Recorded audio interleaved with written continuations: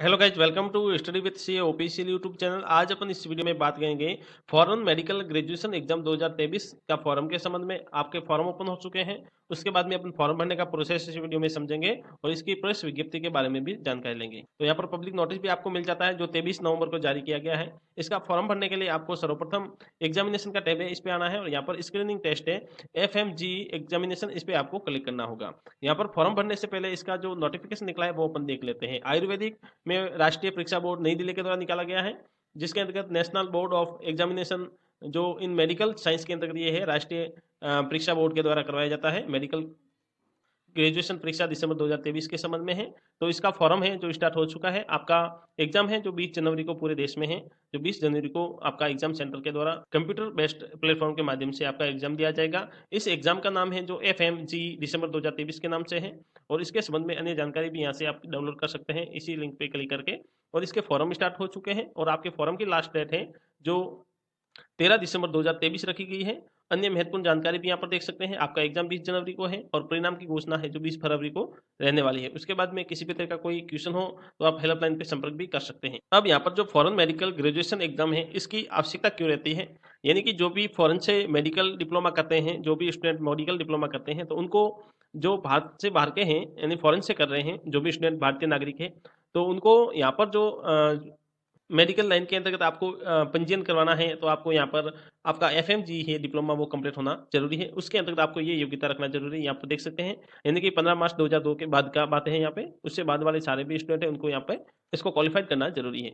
अब यहाँ पर ये बताया भी गया है कि वे उम्मीदवार जो भारत के नागरिक हैं या भारत के प्रवासी हैं, तो उनके जो प्राथमिक चिकित्सा योग्यता है उनके संबंध में आपको चिकित्सक के रूप में नामांकन दर्ज करवाना है, जो कि देश में जिस भी संस्थान में आप अगर काम करना चाहते हैं, प्रैक्टिस करना चाहते हैं, तो आपके पास में FMG का डिप्लोमा जो आपका सर्टिफिकेट है वो आपका क्वालिफाइड सर्टिफिकेट होना जरूरी है।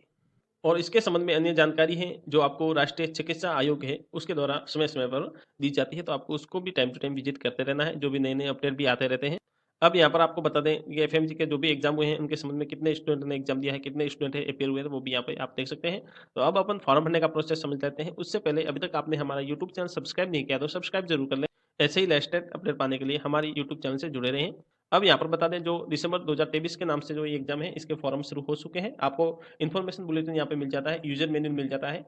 उसके बाद में इमेज अपलोड इंस्ट्रक्शन है वो भी आप यहाँ पे देख सकते हैं और यहाँ पर एप्लीकेशन का लिंक मिल जाएगा। और उसके बाद में जब भी रिजल्ट जारी होगा तो यहाँ पे रिजल्ट शो हो जाएगा। तो यहाँ पर ये सारी जानकारी एक बार यूजर मैनुअल वगैरह है ये सारे एक बार आप देख लें, रीड आउट कर दें और उसके बाद में ही फॉर्म फिलअप करें। यहाँ पर एप्लीकेशन लिंक पे आपको क्लिक करना है, यहाँ से आपका फॉर्म का प्रोसेस शुरू हो जाएगा। अब यहाँ पर डायरेक्शन दिए हुए हैं वो भी आप देख सकते हैं। सर्वप्रथम आपको यहाँ पे सारी जानकारी मिल जाती है PDF के रूप में, आप देख सकते हैं। अब अपने को रजिस्ट्रेशन करना होगा। अगर आपने पहले से रजिस्ट्रेशन कर दिया है तो क्लिक हेयर पे जाके आप अपने फॉर्म की स्थिति जान सकते हैं, वरना अपने को टू रजिस्ट्रेशन पे क्लिक करके रजिस्ट्रेशन कंप्लीट करना है। चलते हैं फॉर्म भरने का प्रोसेस समझते हैं। उससे सर्वप्रथम अपन क्लिक हेयर पे क्लिक करके यहाँ पर पहले रजिस्ट्रेशन कंप्लीट कर देते हैं। तो यहाँ पर रजिस्ट्रेशन का ऑप्शन मिल जाता है, लोडिंग होगा, कुछ समय लेगा। यहाँ पर आपको इंस्ट्रक्शन मिल जाते हैं फॉर्म भरने के संबंध में। तो यहाँ पर फर्स्ट में बताया गया है डिक्लेरेशन, घोषणा पत्र देना है कि आप खुद स्टूडेंट हैं, जो भी फॉर्म फिलअप कर रहा है स्वयं स्टूडेंट है, तो इस राइट पहले पे टिक करना है। और अगर एजेंट के रूप में है तो दूसरे पे टिक कर सकते हैं। तो आपको फर्स्ट पे टिक करना है, एज ए स्टूडेंट के रूप में फॉर्म भर रहे हैं पर यहाँ पे सबमिट कर दिया है। अब यहाँ आपको कुछ जानकारी मिल रही है उसको भी आप रीड आउट कर देना है, क्लोज करना है। यहाँ पे डायरेक्शन मिल जाते हैं कि आपको इस तरह फॉर्म भरना होगा, क्या क्या जानकारी अपलोड करनी है, वो सारी जानकारी मिल जाती है। और अब अपना पर्सनल डिटेल शुरू हो जाता है। पर्सनल डिटेल कंप्लीट करना है। उसके बाद में आपको जो भी आपने मोबाइल नंबर दर्ज किया उस पर OTP भेजा जाएगा, वेरीफाई करना है, डिक्लेरेशन पर टिक करके आई एग्री पे करके फिर आपको वेरीफाई कर लेना है। सर्वप्रथम आपको अपना नाम दर्ज करना है और नाम को आपको कंफर्म करना होगा, यानी कि 2 बार आपको अपना नाम दर्ज करना है। यहाँ पर मैं अभी डेमो के रूप में फॉर्म फिलअप कर रहा हूँ। अब आपको ध्यान रखना है, आप अपने जो नाम है आपके डॉक्यूमेंट के अकॉर्डिंग फिलअप करना है। नाम के आगे मिस्टर, मिसेज या डॉक्टर या सर लगाने की आवश्यकता नहीं, यहाँ पे आपको सीधा अपना नाम दर्ज करना है। अब अपने को DOB सेलेक्ट करना है, आपका DOB क्या है वो सेलेक्ट करना है और उसके बाद में अपने को आगे बढ़ना होगा। जैसे आप अपना DOB सेलेक्ट कर रहे हैं, जेंडर सेलेक्ट करना है, फिर आपको नेशनलिटी सेलेक्ट करनी है, आप इंडियन हैं, NRI हैं, OSI हैं या नॉन OCI फॉरेन स्टूडेंट है, तो यहाँ पे इंडियन सेलेक्ट कर देते हैं।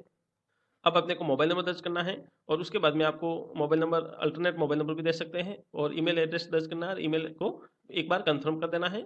उसके बाद में जनरेट OTP पे क्लिक करना होगा। यहाँ पर अपने को कैप्चा दर्ज करने के बाद में सबमिट करना है। अब यहाँ पर अपने मोबाइल नंबर और ईमेल पे आपको OTP भेजा जाएगा, उसको यहाँ पे दर्ज करना है। मोबाइल पे भेजा गया उसको, फिर आपको ईमेल पे भेजा गया उस OTP को दर्ज करना है और यहाँ पर वैलिडेट भी करना होगा। अब अपने को यहाँ पर आई एग्री पे टिक करना है, कैप्चा दर्ज करना है और प्रीव्यू करना है। अब यहाँ पर जो भी आपने डिटेल दर्ज की है वो यहाँ पे शो हो जाती है। अब अपने को ओके पे क्लिक करना है। यहाँ पर आप ओके पे क्लिक कर दें, फिर आप री-वेरीफाई भी यहाँ पे कर सकते हैं। री-वेरीफाई करेंगे तो आपको जो भी आपने डिटेल दर्ज की है वो यहाँ पे शो हो जाती है। यहाँ पे आपको टिक करना है सारों पे, राइट टिक करना है एक बार। राइट टिक करने के बाद में अपने को यहाँ पे सबमिट पे क्लिक करना है। जैसे ही सबमिट पे क्लिक करेंगे अल्टरनेट मिलेगा, आपको एरर मिल जाएगा, जिसके अंतर्गत आपको ओके कर देना है। अब यहाँ पर आपको रजिस्ट्रेशन नंबर यहाँ पे मिल जाता है, आप देख सकते हैं। उसके बाद में क्लोज कर देना है। यहाँ पे क्लोज कर लेंगे। अब अपने को आगे बढ़ना है। यहाँ पे आपको गो टू एप्लीकेशन पे चले जाना है। यहाँ पे सीधा अपना फॉर्म यहाँ पे शो हो जाएगा। यहाँ पर अपना फॉर्म ओपन हो जाता है। यहाँ पर आपको communication detail, qualification detail, additional qualification detail और उसके बाद में आपको exam city, document, payment upload करना होगा। पर्सनल डिटेल के अंतर्गत आपको अपना फादर नेम, मदर नेम दर्ज करना है। उसके बाद में अगर आप have you migrate from other country से आते हैं तो आप येस कर सकते हैं, अन्यथा आपको नो कर देना है। अब आपको यहाँ पे आइडेंटिफिकेशन डिटेल दर्ज करनी है, आपको इनमें से सेलेक्ट करना है। अगर आपके पास में जो भी डिटेल है तो येस कर सकते हैं, जो नहीं है उसके बाद में आप नो कर सकते हैं। जैसे आपके पास में वोटर आई डी कार्ड है तो येस कर सकते हैं, अन्यथा आपको नो कर देना है। उसके बाद में अगर आपके पास में पैन कार्ड है तो येस करते हैं, अन्यथा आप नो कर दें। उसके बाद में ड्राइविंग लाइसेंस है तो आप येस कर सकते हैं, अन्यथा आपको नो करना है। उसके बाद में आप पासपोर्ट आपके पास में कोई है तो येस कर सकते हैं, अन्यथा आपको नो करना है। इन सारों पे अगर येस करते हैं तो आपको इस तरह डिटेल भी देनी होगी, यानी कि आपको नंबर दर्ज करना होगा, ये सारी जानकारी दर्ज करनी होगी, वरना आप नो कभी कर सकते हैं।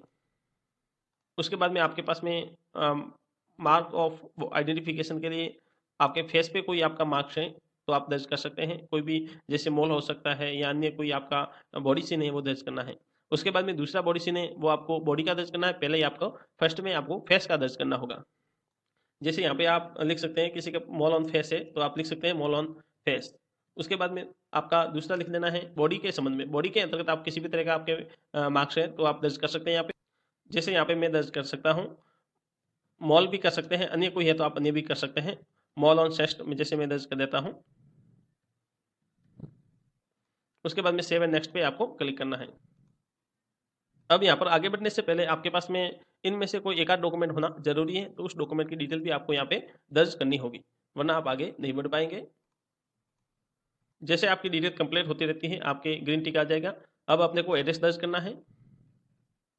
अगर आपका पत्राचार एड्रेस और परमानेंट एड्रेस सेम है तो राइट पे टिक कर सकते हैं। कितने हैं, बायो में कितने हैं, फिर आपको सेव एंड नेक्स्ट पे क्लिक करना है। यहाँ पर उसके बाद में अगर आपका बायो फिजिक्स और मैथ्स का कितना परसेंटेज बन रहा है वो भी यहाँ पे दर्ज कर सकते हैं। यहाँ पे बायो फिजिक्स केमिस्ट्री का ऑटो कैलकुलेट हो जाता है। अब अपने को आगे बढ़ना है। आपको डिटेल ऑफ एमबीबीएस की डिटेल दर्ज करनी है, जो कि आपका प्राइमरी मेडिकल क्वालिफिकेशन का डाटा है वो दर्ज करना है, यानी कि आपने किस कंट्री से कंप्लीट किया है वो आपकी कंट्री दर्ज करनी है। इनमें से आपकी जो भी कंट्री है वो दर्ज कर सकते हैं। उसके बाद में उस कंट्री की कौन सी सिटी है जहाँ से आपने ये कोर्स कंप्लीट किया है और आपका यूनिवर्सिटी कौन सा है वो आपको दर्ज करना है।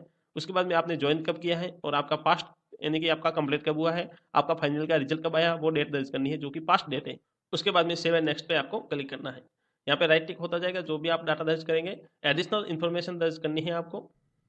अब आपको जो आपका मेडिकल डिप्लोमा किया है आपने उसमें आपको रेस्ट्रिक्टेड किया गया है, रिपोर्टेड, तो आप येस कर सकते हैं, अन्यथा आपको नो कर देना है। Charge of use of unfair means by NBEMS के अंतर्गत है, आप आते हैं तो येस कर सकते हैं चार्ज के अंतर्गत, वरना आप नो कर सकते हैं। अगर आपने पहले से FMC के लिए अप्लाई किया है तो येस कर सकते हैं, अन्यथा आपको नो कर देना है। फिर एंड सेव एंड नेक्स्ट पे क्लिक करना है। अब यहाँ पे आपको दर्ज करना है एलिजिबिलिटी सर्टिफिकेट इसी डिटेल के संबंध में। अगर आपको पहले से ही आपकी योग्यता सर्टिफिकेट आपको दिया गया है मेडिकल काउंसलिंग के द्वारा तो आप येस कर सकते हैं, अन्यथा आपको नो कर देना है और फिर अपने को आगे बढ़ना है।